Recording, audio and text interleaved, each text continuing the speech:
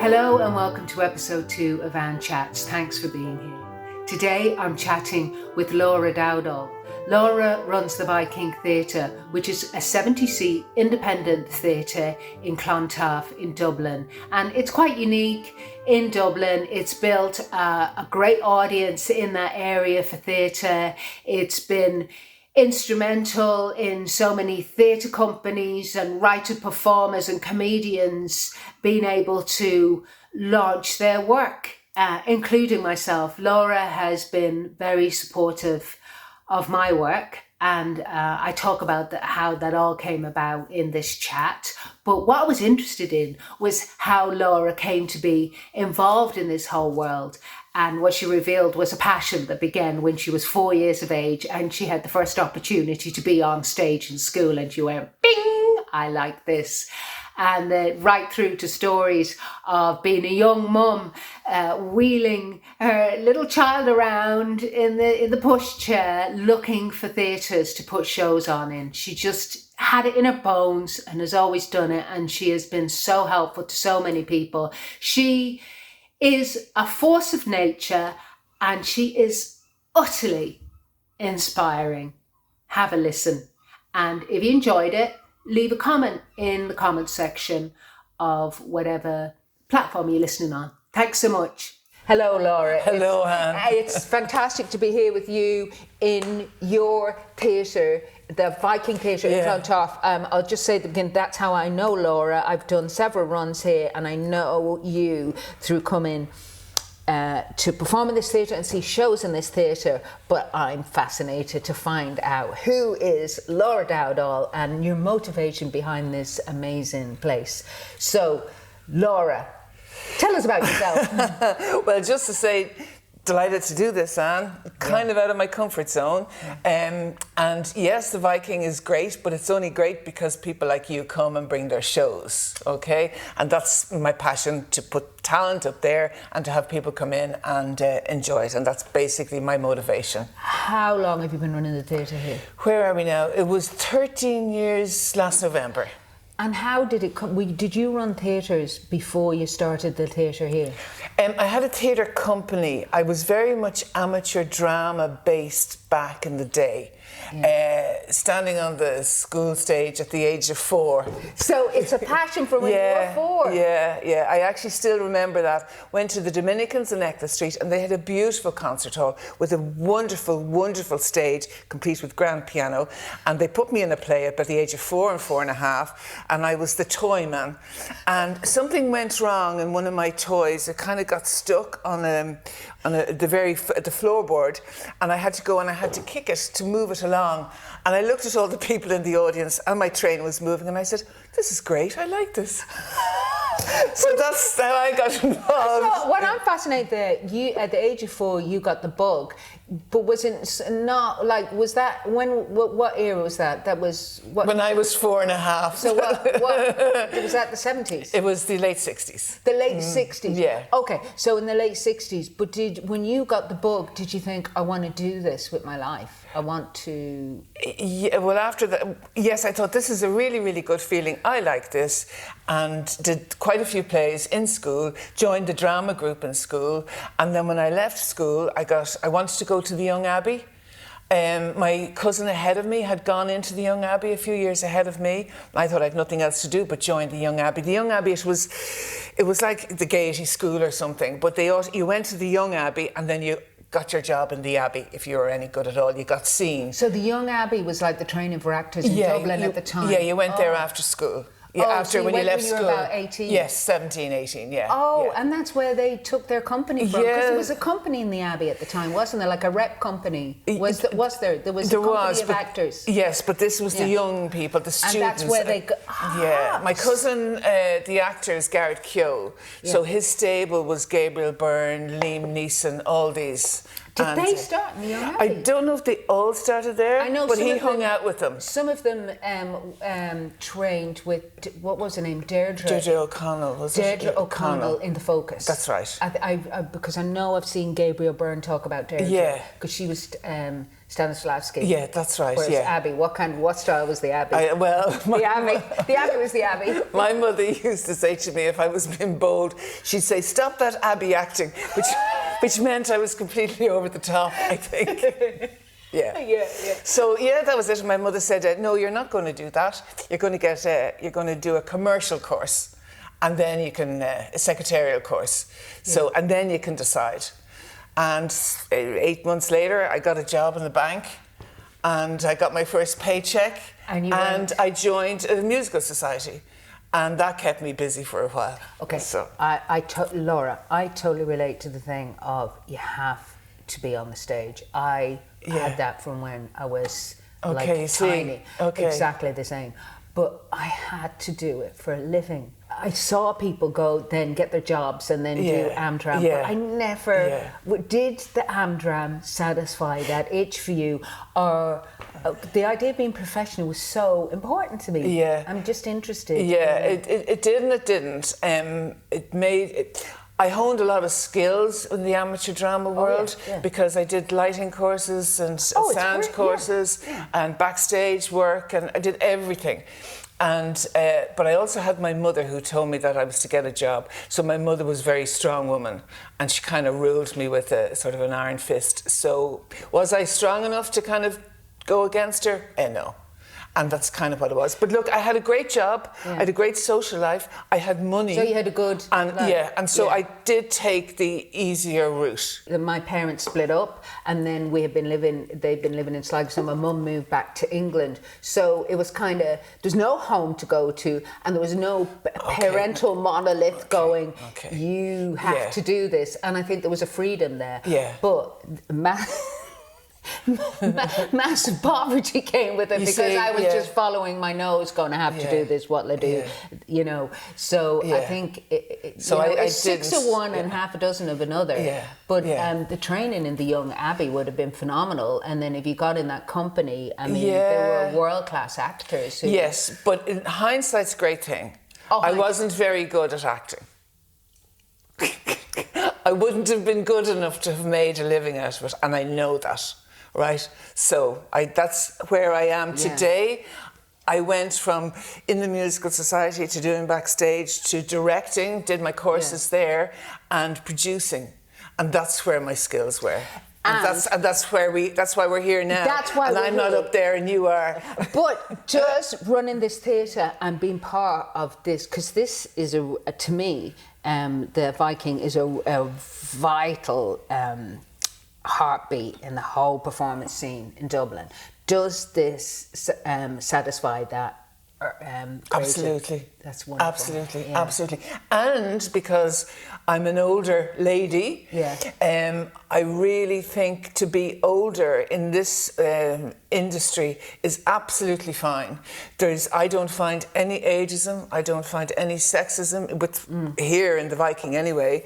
So young people coming in, they actually look to you because you have experience. They don't say, "Oh, look at that L1 there now," you know. They ask, "What do I think?" And they give me lovely texts when they're leaving to say, "Thank you very much, I learned so much," everything like that. So no, I'm very, very happy, and I'm very lucky that I can do this where I am at my stage of life. I'm very happy. You're very lucky, but having run stuff, I just know the commitment is phenomenal, because anything that can go wrong will go wrong. So it is any show you're running, and creative people can be insane, and you never know what's going to happen, and just the sheer admin of running something like this and dealing with all the personalities, and you have an amazing turnover of shows, and you keep an amazing schedule going.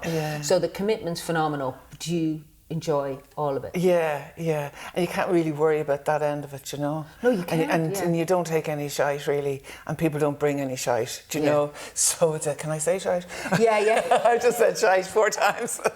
Do you know, I think one of the first shows I saw here was 4 girls in a musical. What was that? Was it Shout? Yeah. Fantastic. That was fantastic. I remember being blown away, because it was like a West End style musical on this small stage. And I was also blown away about the talent. I thought the girls were world class. Singing, dancing, triple threats, brilliant. Well, it's funny you should say that about like taking chances and everything like that. This guy, Daniel Cheech, he came, and I would have kind of been aware of him from musical background, musical days and all that. And he pitched this to us, and a musical here. Oh yes, wouldn't that be great? Will it run? Oh, of course it did. And it was absolutely wonderful. It was really, really great. Sold out. Yeah. Absolutely. And that was something different, and it was great. So to bring in different things is always good, to kind of shake it up a bit, And then the comedy seems to have taken off here too, because I think... they come with their work in progress. People love comedy. We love comedy because it does the business. Yeah, it does. But I mean, at the end of the day, it's about the money for us to keep going. People want to laugh, and I do you feel this?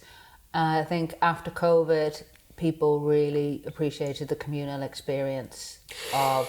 After a while, it was difficult. I think romantic with that. No, it was just difficult after COVID. It was really, really difficult to get people back. I think everybody. Well, I launched my show here on Valentine's Day 2022, and that was my first solo show after the new list had finally come off the road. So that was just before COVID then, was it? It was just after 2022. Oh, it was when we came back, was it? Do you remember, it was half capacity, so there had to be space between everybody, and people were wearing masks. So it was the most surreal experience, because I was going, I'm relaunching my career in my mid-50s. I don't know how this will land. And then you come out and you have this thing you never experienced before, and over 30 years of performing, which is the audience is all spaced out with masks. And I thought that was so surreal. You're coming to a comedy and you're up there and you're seeing whether things work or not. You know by the expressions on people's faces. You don't need a big laugh out, but if you have a smile, that's good. And you're there with all these blue masks, which to this day, if I see somebody in a mask, I get a shiver. So do I. And I learned to read the audience on the movement of the head and the body language and the eyes. Of course. But, But to answer the question, yes, people came back after COVID and they didn't want the intensity that they may have liked beforehand, and it's still there to this day. They don't really want to work. They also want to be out quicker. They don't want to sit for any length of time. They have got used to being at home on the couch and been able to get up and get the glass of wine or the cup of tea. So we find that they just want to get in and get out. But they don't want an interval. But I know you have an interval, I have an interval in my show, and generally they don't. They prefer if they don't have it. And I was worried about that and was going, is it too long? But I just know from touring around the country, even if I've done a really long show and it's with an interval and it's over, sometimes runs over 2 hours with the interval, and I go, well, I've come to the end. The audience go, but yours is an entertainment. Yours is very different. I'm interested from what you said there. In the 13 years that you've been running the theatre in the 13 years that you've had the theatre here, you must have noticed then a change in what people go for. Has there been a change? And in what you programme? Because was it more theatre to begin with? Was that your passion? The well-made play? The well-made play. Well, because we're limited in size, in capacity, our stage is not small, but because we can only fit 60 to 65 people in, we're never going to do millions on the door. Yeah. So we're never going to have a cast of thousands up on stage. So we're never going to have the big play. So, because people have to get paid. So that kind of curtails us as to what kind of play that we're going to have on. So myself would much prefer to have a cast of 2 or 3 at any one time, because that's what sells more, unless you have a wonderful person doing a one-man show, like, for example, say Don Wycherley and Paddy, which we've just had. Seamus O'Rourke is coming in, and there are I should be talking about other solo performers, but generally 2 to 3 people is the optimum, and they wanted that then, and that's what they still want. They want a real play, and they like it when there's a bit of a set. And was there more? I'd be the same coming to a play. I want to use my imagination to a degree, but I want to see it in a bit of bloody effort to bring me on that journey. But was it more serious theatre to begin with? Was it more? It was whatever we could get on, to be honest with you. So was there always a strand of comedy? There was comedy. Yes, there was. Back in the day there was. But not we weren't as well known. So now people come to us. Like, you know, Ardal Handel. Well, he did come. We ran a comedy night. There was a guy local who brought in that we kind of sublet it in a way. But no, we weren't as known, so we wouldn't have attracted names like yourself, or we wouldn't have attracted the Dirtbirds, or, you know, they didn't know about us. So we just took practically anything that we could get in the beginning. And it was a week on, so we had a turnover every week. Yeah, to build an audience. How did it come that you set up this theatre? I had been directing and producing plays. Yeah, what was your company called? Troppo Theatre Company. Oh. Troppo is the Australian word for a bit of too much sun, kind of doolally. Troppo. Yeah. Wow. Doolally, okay. Yeah. So that came from one of the original members, Fergus, who I think had shared a flat with the guy from Australia. Oh, look, you know. I love it. It's a great name, Troppo, because it also sounds Eastern European. Yeah. Clowning. Oh, Troppo. That's right. Sounds like yeah. So I wasn't the first member, but I took it over fairly after a couple of years. Anyways, I had done quite a few plays that were on the curriculum for the schools and big casts and everything like that. And Andy Murray was in the plays that I was directing. Yeah. And Andy and myself used to say, wouldn't it be great if we had our own theatre? We could put on what we liked, darling. Yeah. So we're both local to Clontarf, and in this, where we are now, was an upstairs function room of the pub with the bar here, no stage or anything. And we were at a quiz here. And Andy said, this room looks good, we could maybe open our theatre here. So he went downstairs to the proprietor, Peter Connolly, who Andy was in school with, and said, can we open a theatre upstairs? And Peter looked at him and said, okay. And that was it.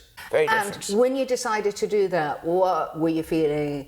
How did you feel? Excited? Trepidatious? You know the way you sweat over the small things, and big things you just do. So just did it. And I found that in my life, the big things, you kind of take that more in your stride than, I wonder, should I dye my hair, you know? Yeah. So we just did it. Did you know from the get-go that, this is good, this can work? Did you have that feeling? When on the opening night, the first night, Andy and myself couldn't actually get in the door for a seat, we thought, okay, maybe. Yes. Yeah. So it was kind of recession time, and we were in Clontarf. So what year would have been 2010, was it? 2011? 2011, wow. November 2011. Yeah, so that was the absolute pits of the recession. So people were looking for something, and Clontarf embraced us. They did. They took us to our heart. Well, I look at what you've built here and I go, you provide such a service for this area too, because you've built an audience loyal to the theatre, and going to the theatre is part of their social life. What's on in the Viking, and they book it and they come along. I don't know why more people don't do it in other. It's popular in the UK, isn't it? I think a lot of it's in. Well, the UK. I know. I was just touring the UK with Louise Newson, the menopause doctor, doing comedy as part of her show, and I realised in the UK, the UK is a whole other level. I mean, there's so many theatres, and you really feel how much bigger it is. And when you go out on tour, you can be doing 6-7 nights a week, but there's just all these strata of all different levels of theatres, all different sizes. There is, but in Dublin, I just don't understand why. Well, I kind of do. It's bloody hard work. You know, it's beyond just a commercial thing that you're running. Yeah, it has to wash its own face, whatever you're doing here, but the passion involved is, and you must be, I know you go to Edinburgh every year, and are you looking at for stuff that you might bring here? Are you?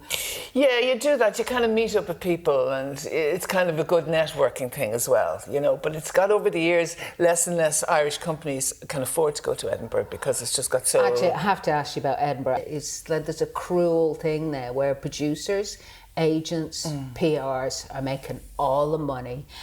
The performer is the bottom of the pile, and I really don't like the model in Edinburgh, because Edinburgh Festival was created as an antidote to, it was post-war, and it was an antidote to all the darkness of the Second World War. It's huge. It's like it's 50, 60 years or something, I think. So it was a post-war thing, and it was about humanity, it was about light, it was about creativity. But for you, as someone going to look at shows, what is the experience like for you over all the years you've been going there? Well, we're not going to go this year. And for the first year in about 12 years, we're not going to go. A couple of reasons. Financial is a big one, because it's just got prohibitive, the cost of... Even for you to go and be... But to the accommodation is just so much. And even last year, now I know this isn't about the shows and the theatrics of it, but even to eat out over there, you could see it. You'd go into what are those, Pret a Manger's and all those places, and Tesco's and all. The shelves are devoid of sandwiches and drinks, where everybody is just buying their food like that and sitting on the path eating. They're not even going into the restaurants. The restaurants are just too expensive for food. So when you can't go over for your few days and go to eat and get a decent accommodation before you even buy your ticket, you know, there's too many shows, there's too much, and also too, you were saying about you really have to be in the right venue. If you're not in the right venue, if you don't know enough to book the right venue, you will be playing to 5 or 6 people, and if the time is wrong and you have paid a fortune to rent this place, the model is I definitely... don't know why even people go there anymore, because now you have social media to promote what you do. I could understand it at the time we used to go, where people had to see your work. And I think that kids go over there when they've got comedy now, because they hear Edinburgh Festival and there was part of a thing that you went there every year. But I think it's such a rip-off. You could have 6,000 shows a day. Yeah. And you'll see it on the app, 6,000 shows a day. And how can that work? Backtracking right back, you thought, I can go to Young Abbey. Your mum said, no, do a commercial course. And out of the commercial course, you got a job, and you enjoyed your job. A good job in the bank. You got a, I did. I got a good job. And did you enjoy your job? I loved it. I absolutely loved it. I had a great social life, met my husband. 36 years tomorrow. Which is, in retrospect, is things like that actually you can have... You know, I want to be on the stage. But I mean, look, I understand. And I understand people who went professional then. Hats off, chapeau, hats off to them. I didn't, and I took an easy way out. Well, you did. Well, I did. No, I did. So I had a bit of both worlds, and but here I am now. You were working in the band. You met your husband. At what point did the theatre come back in, or was it always there? It was always there. Oh. Always. I was always doing it. Always, even with the babies and everything. One of my memories is I'm walking around with my firstborn, and she's in the buggy, and there's a few of us, and we're looking for somewhere to put on our plays. You're talking about, this is 1989, 90, and we're walking the city of Dublin. We need somewhere to put on our shows, and we come across Andrews Lane. And we knock on the door, and Terry O'D walks out, and he shows us around. And for years we did our plays in the studio, twice and 3 times a year in the studio in Andrews Lane. It was just wonderful. I think Dublin really misses Andrews Lane. You know, the Nunes did their second theatre run there in 1995. That was just a fantastic, it was an amazing venue, central location, and the 2 spaces. And was Pat Moylan running it then? Yeah, Pat and Breathe, and then Donald came in. The 3 of them were there, and it was great for us because we were in a professional venue in the city centre. And actually, it was Andrews Lane Studio was the same size as virtually I remember here. It's brilliant. I saw some great stuff. And if you look very closely on our CD player, you'll see AL. Yeah. Because when they were closing down, I got a call to say, come in and take whatever it is that you want. So at this stage, I didn't have here, but I took a few things. And one of the things that we still use here is our old CD player from Andrews Lane Studio. So, So then did you have a connection with Andrews Lane, that's where you, Topo, would do their shows? Yeah, we did them there, about 2 or 3 times a year. And it was expensive enough. But you see, we all had our jobs, you see. So that was, we didn't need to get paid. Do you understand? That's why, and when we would meet... And that's amazing, you were probably putting your own money into it. You were putting your own money where your mouth was. Yeah, I never lost. I always just managed to cover all my costs. I think having to make money having to cover your faces makes you really sharp about what's working and what works with an audience and what an audience wants. Yeah, but you see, I have the banking background as well, so that helped me here. And what the big thing about here was that the skill sets that the two of us brought to it went very well together. So Andy and myself have never had to pay anybody to do any other work, you see. So we've just done everything between the two of us, and that's, I think, how we're still here. That's what me and Paul do. Yeah, you see? Yeah, because... So you come in here... We always used to produce ourselves. It's like in Edinburgh, when you just go back, in one of our last year, we were going to go with a big London agent. We'd always done stuff ourselves, and we used to sell out in Edinburgh. And so the agent said, so when you go there, we're going to take 20% of the gross. Oh, what? And I went, but we do everything. We've booked the venue. We know. We have our audience. And they went, but we're representing you. So I said to Sue, we can't go with these. No. What won't? I mean, it's about the bottom line. And I just won't do that. No. Yeah, because I think when you... Well, so the more people that you have are around you need to get paid. In terms of promotion, do you have your audience in, you just put it out to them and they'll come or they won't come or whatever? Or do you have to constantly keep a thing going about the profile at the theatre? Or do you have your... Yeah, well, I do all the social media and the emails. The emails are very big, and social media profile. But look, you have to keep doing it all. Because you don't really know what's working and what's not working, but you can't stop.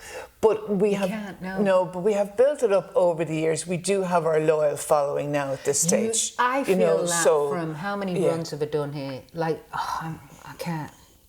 Laura, I can't say it. I'm so thankful to you guys for the launch pad coming back, because that time when I came in with the show, like, I just didn't know how it would land, and Paul was going, so let's book all our theatres or whatever, and it was just so nerve-wracking. I was going, will they come? I don't know. And just being able to come here and just find the level, and you just find that thing. But and then we came back and we did another run, and we've done so many runs here, building up the following and everything. But I really saw you have such a brilliant relationship with your audience. Yeah, we do. So and you know a lot of them now. And they're great. And to open the theatre when we did, where it is, it's over the pub, they can bring their pint up. And it's just the locale is the big thing. The locale is the big thing. Yeah. People in Clontarf, I really think they're great. They really are. And the environs, of course. But it's a great catchment area, because you get Howth and Sutton and Malahide and Marnock and Fairview, and they come across. They joke about it when they come across the Liffey. They'll say that they brought their passport and everything from the south. I said, we've got something on the north side that the Southsiders don't have. But it's also, I always think, do you ever feel this when you've played in different theatres? They say a theatre is a ghost, and to me that's always, the ghost is not necessarily a ghost, but it's the energy of all the shows that have been on in a place for years and years. And this has that energy now, doesn't it? Do you want to hear something about this room? Go on. This is really weird. My husband, Paul, his father was from Carrickmacross. I never met him. He had just passed away before I met Paul, when Paul was about 21, 22. And John Thornton came from Carrickmacross, and he's second cousins to the Connollys that own this pub. Yeah. So his first job was barman here downstairs in the pub, and he used to sleep in this room. And I didn't know that for years after, when the Viking was opened. Jerry Connolly, one of the brothers, told me. My father-in-law, whom I never met, this was his bedroom. Isn't the serendipity? Yeah, that really gets me. Do you ever feel that things are just meant to happen? Yeah. And then if you just follow your intuition on stuff. So there's got to be some good energy here, I think. But you feel it when you come in. I remember from the first time I saw a show here, I just looking around going, God, this is a fantastic space. And then it was amazing to be backstage, because the first thing I was thinking when I went backstage was remembering that musical I saw here. I was remembering, wow, so you had these four brilliant girls in here doing all the costume changes and everything. But I just love I always just think there's a kind of magic in the space too. Yeah, and it's good for sound. It's good for music as well for some strange reason. But anyway, look. And do you have an interface at all with the rest of the theatrical establishment in Dublin? Would you have relationships with other theatres? Yeah, I was in actually just at Bewley's yesterday. I love that. Bewley's had the first day of the 3-week run that's on there at the moment, The Bad Daters by Derek Murphy.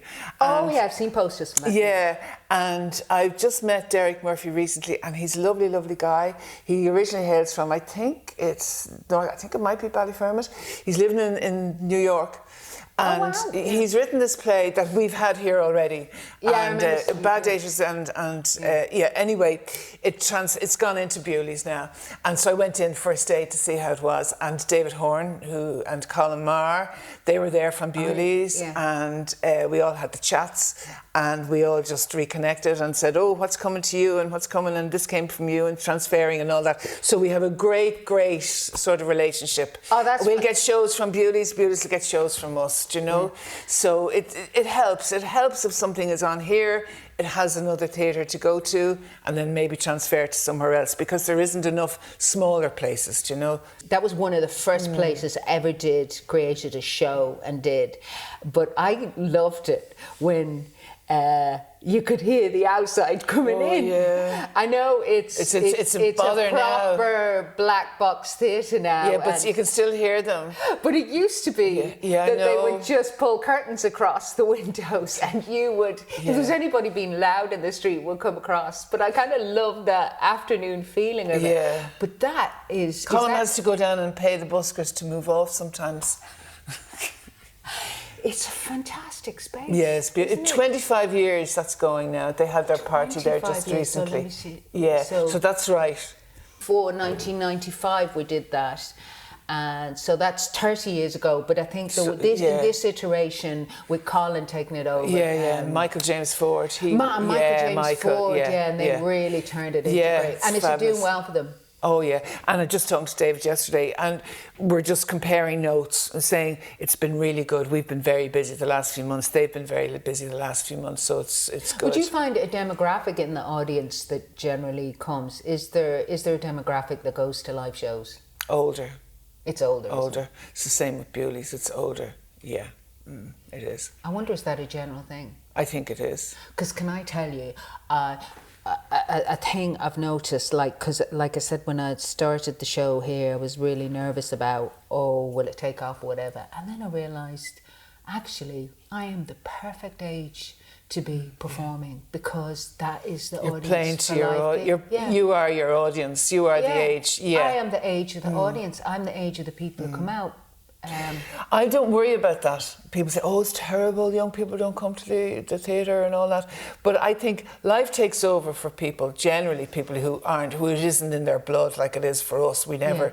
But so they get their lives up and running, they have their kids or whatever, and then by their mid to late 40s or so, they have a bit of time. They have a bit of money. That's when they start to come to the theatre. So their late 40s, early 50s. And would you find the main demographic is female for everything? Yes. Yeah. Yes. I was talking to a producer in England who said, and women hunt in packs. Yes. And he would go, women are great if they like the idea of a show, they will come out in groups. Yes. And so there definitely was a received thing, I would say, when I was in my 20s and 30s, that there was a certain trajectory to your career. And I always remember a comedian I knew, exact same vintage as me, who was kind of producing stuff, whatever. And him saying years ago, I think it's pathetic, anybody over 40 still doing this. And you kind of go, actually, when you see the way things have panned out, it's actually the opposite, and if you can keep going, it's really good. Yeah. And also, when I started out first, it was more a male-dominated profession, comedy, and now I think the women are all doing the best in live work. In live work, the women are really doing the numbers, and I think exactly for that reason. And it's also a real moment for women expressing themselves. Because, I don't know, there always was a kind of sexism and everything. I don't know, did you find that? But I felt in theatre was always male-dominated, predominantly men in... I remember when I went to drama college in England, it was like, oh, well, most of the roles are going to be men, you know. The irony of training was that most of the people in drama college were female, but that most of the roles would be male. Now, that was way back in the 90s, you know. So I think things have really shifted. I think they have. I was just, before today, I was thinking about, what's Anne going to ask me, you know. And I think I've been lucky insofar as that I was born at a time where things were changing all the time. Insofar, if for women, like when I started working, the marriage ban was lifted. Okay, right? You know, that was gone, That's right? so true. 1973. So it had been lifted. So that was all good. When did you get married? That didn't. When did I get married? 88. Yeah. 88. Yeah. No. So that wasn't in my remit at all. Then Nell McCafferty and her had gone on the train. Yeah. So by the time I was looking to those departments, I didn't have a problem going into a chemist and buying my bits and stuff. Yeah. So this is all coming from, you're talking about male domination and everything, but where I was thinking was, for me, I think I have sailed through also where women and having their voice. I've never ever thought that I never did. Wow. Okay, I never really. It worked too. Yeah, the bank was fairly much male dominated, but that didn't particularly bother me. I didn't adhere to much stuff, so I just kind of kept doing what I was doing and all that. So I just kind of sailed. Then I went into the theatre and all, and there's so many fine older women in the theatre. We have Geraldine Plunkett now coming with the show. I love Geraldine Plunkett. I mean, Deirdre Monaghan is Anne Russell. They're all still there. They're all working. They're all coming in the next number of weeks. So yes and no. Women in my life I've had an easy ride, I think, and I just... Well, what I'm hearing from you is that you were the first generation of Irish women who had those freedoms. Yes. You didn't have to be in the home. There was contraception, you could control that. Yeah. And that's what I talk about in my show, because I look at my mum's generation and they were cowed. Yeah. And I talk about the Housewife of the Year competition, and when I look at the way the women, the energy of the women coming out on the stage, there was a cowed energy about them, a kind of a low-key, lower status thing, even though when they talked, you saw these fantastic personalities and these brilliant senses of humour. But you were... You didn't even think about it, but it's amazing listening to your experience now, and what I'm hearing is you were that first generation, did you think? And then, of course, I always think that in the theatre and performance worlds, you get a whole different cutting-edge level of people who are kind of want to work slightly outside the norm of things. So I suppose the fact that I did what I did here with Andy, why not? Like, Well, you're talking about retrospect, but I look at what you've done in retrospect, and it's absolutely groundbreaking to run a theatre like this, to create an audience for live theatre in a community I look at it and go, what an amazing business. Do you ever think about, as they say, the scalability of it? Would you like to run another theatre? Would you like to tour shows there? Do you ever think, could it grow? Are you happy? In the beginning, yes, I thought, I do this and I produce this and I do that and I do the other, but then I can't, because something would suffer. So I think let's just do this. Let's just do this. Yeah. Yes, I'd love to produce. I really would. I'd love to go back and direct. I'd love to have the time to do that, but I haven't. So this is what it is, and I love it. So because you see people come here like. I heard about Seamus O'Rourke here in your theatre, and I went in to see a show in Bewley's, and I just couldn't believe what I was seeing. The level, his writing, and the sincerity of his performance, and what he was talking about. I just thought, and the guy's a genius. Yes, yeah. And you just go, why isn't he Just why doesn't everybody know about it? Now everybody does. He's just been interviewed by Tommy Tiernan. His latest book has gone to #1. I saw that. I woke up last night. I was just looking through Twitter. I was actually just last night. So I went, did I. Seamus. Yes. I met him in Edinburgh actually. So that's where. Oh, was he in Edinburgh? He went to Edinburgh one year. Now there's a story. He'll tell you it was very hard. He was in the wrong place at the wrong time and everything. Yeah. He was the far side of Prince Street in a dungeon.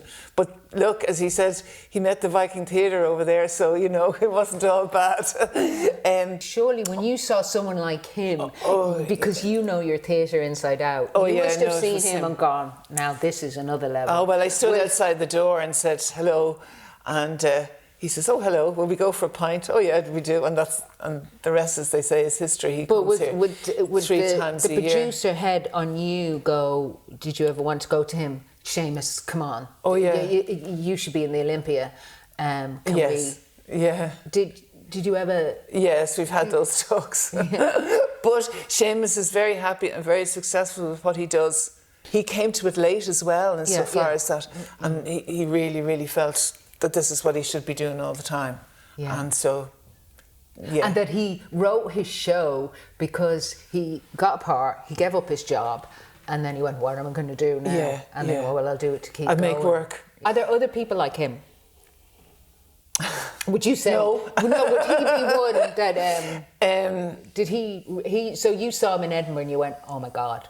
Oh my God, I saw him and there was 10 other people in the audience with us at 9 o'clock at night. And did they love it? Did the other people love it? They did. Oh, they did. There was one beside me crying because it reminded her of home, I think, or something. Everybody has their own, like David Gilna, who's a young playwright, a storyteller coming up. He's coming in next and his show is called Did I Ever Tell You? So he'll just get up there and he'll just do storytelling, and he's only young. I think he's in his mid-30s, I think, or something. So it's just great. Every 2 weeks, you open the door and new energy comes in. Yeah. Right? So for 2 weeks, because these people have been working on their show, whatever, here they are for 2 weeks with energy that lifts. They go out on the Saturday night, and the following Sunday or Monday, in comes the brand new energy again. And you love that, don't you? Absolutely. And you love seeing the energy coming in. Yeah. And I feel exactly the same thing when I come in here to do a run. You come in, you put all your stuff in the dressing room, you go, there's going to be 12 nights of magic and experience will happen and energy will be shared. So and then what's not to love for me? That keeps me excited all the time. There's a company that Matthew Raleigh and Melissa Nolan have, and it's called, their production company is called Speck and Time. And I said, "Where did you get that name from, Speck and Time?" Because for us, this is our speck in time. This is us for this time. What does speck in time mean?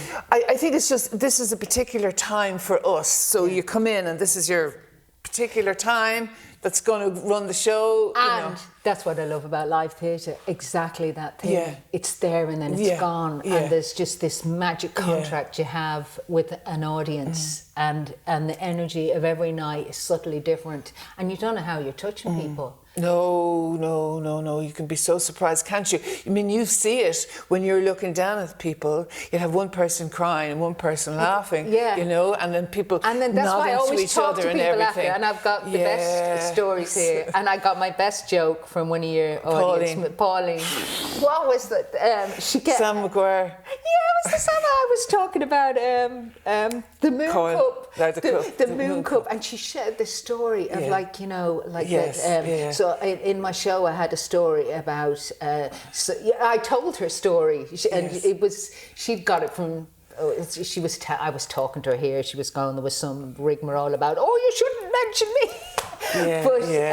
Wherever the story came from, it was a mother, a daughter talking to the mother, going, "You have to use the moon cup, and because it's environmentally friendly." And she said, "Oh, for God's sake, what's a moon cup?" She describes the moon cup, and she said, "Moon cup, I need a Sam McGuire cup."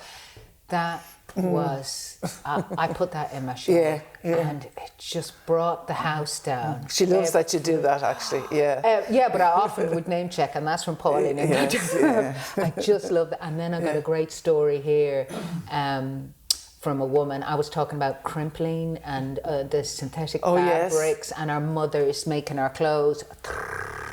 Yes. Actually, there was a woman in tears the other night remembering that her mother used to make everything, all her own clothes, all their clothes. And I could see her head moving, and I went, "Are you okay?" And then she just said that. It's amazing what it brings up for people. Yeah. It's exactly, it's bringing up that kind of thing. Do you? So, what are your plans for here?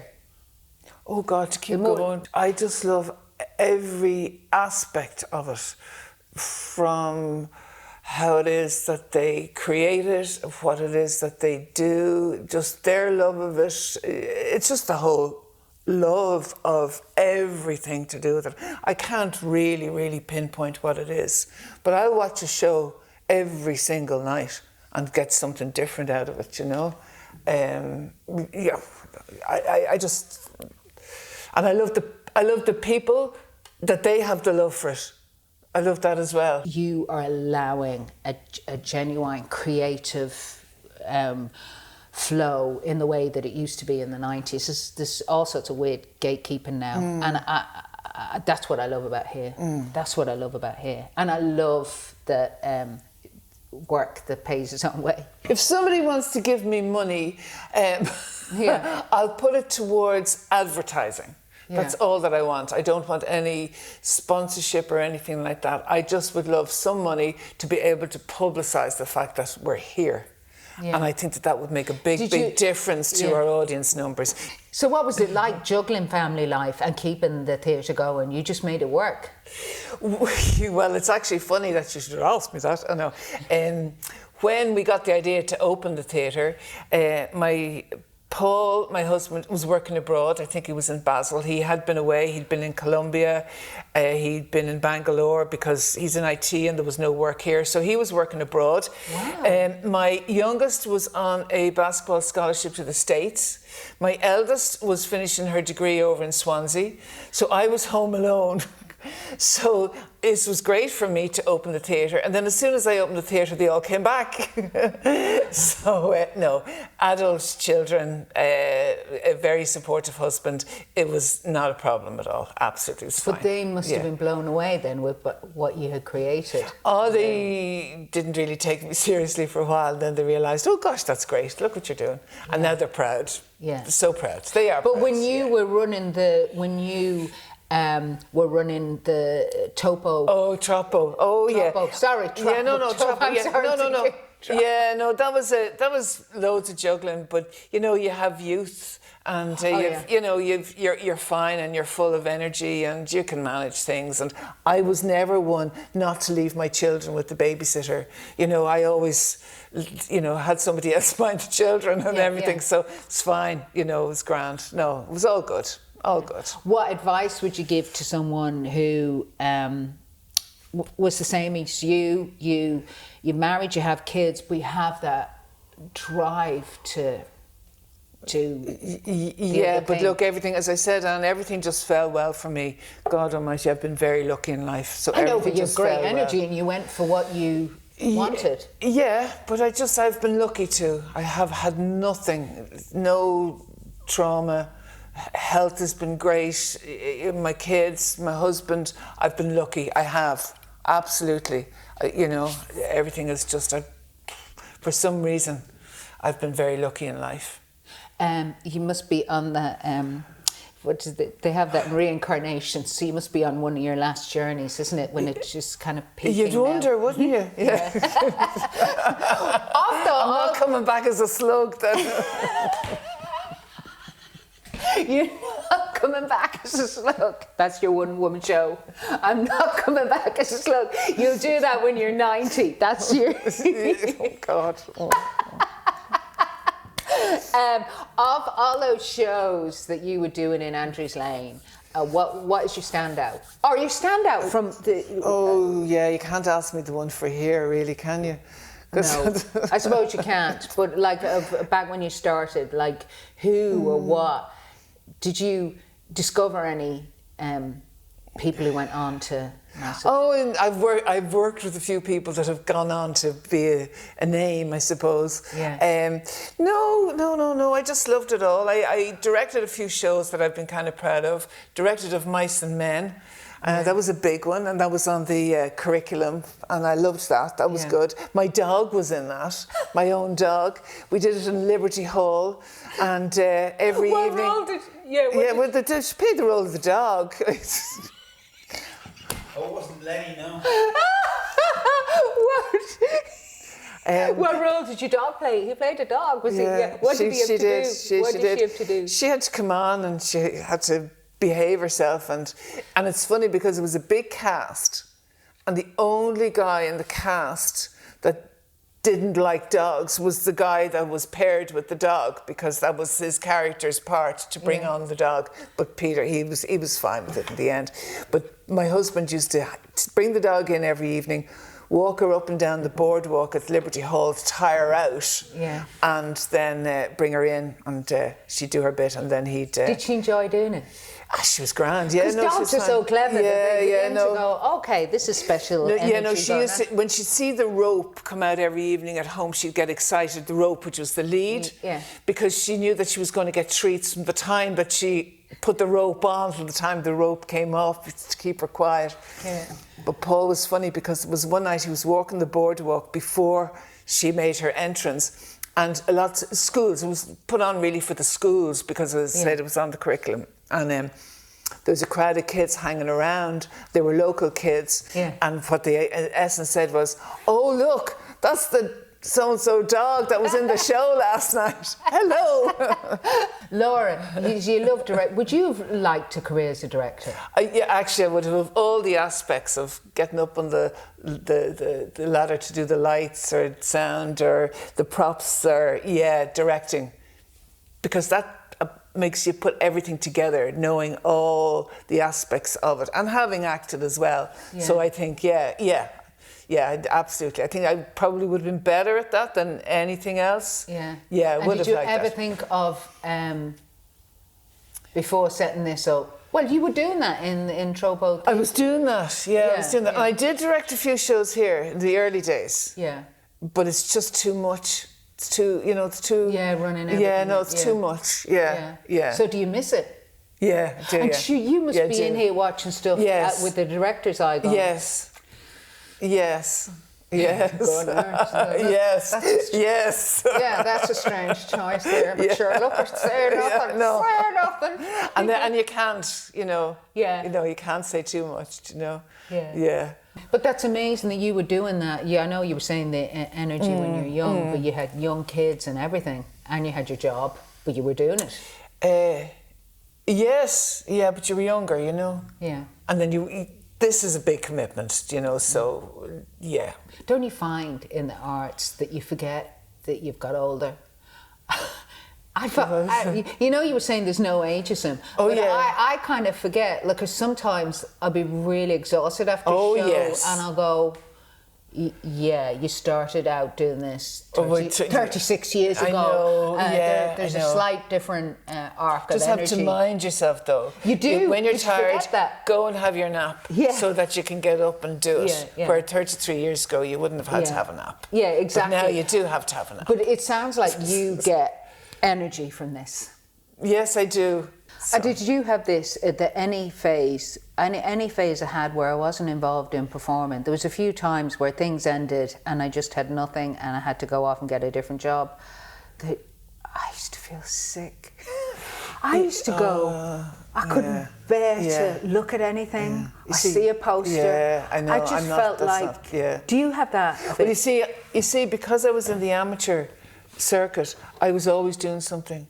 If I wasn't doing, there were musicals, if I wasn't doing backstage, if I wasn't helping somebody, and then I was directing or producing or casting or whatever, I was always had my hand in from the time I left school. That's amazing. So, yeah.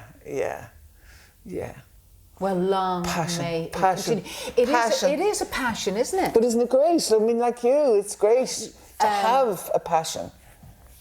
Yeah. And no apologies. Is there anything else you'd like to add that I didn't touch on that kind of came up for you as we were chatting? And you were going, that's reminding me of something. No, but just thank you for asking me to do this, because this is out of my comfort zone, believe it or not. Did you enjoy the chat? I did, absolutely. Yeah. But that's because it's so you. Interesting to find out. I don't like to talk about myself, so you've got something that nobody ever else has. Yeah.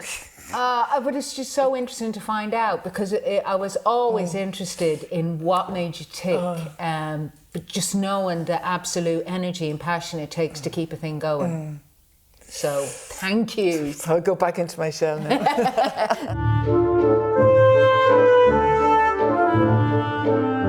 Annechats is a Farron Gildea production produced by Paul Farron and Anne Gildea.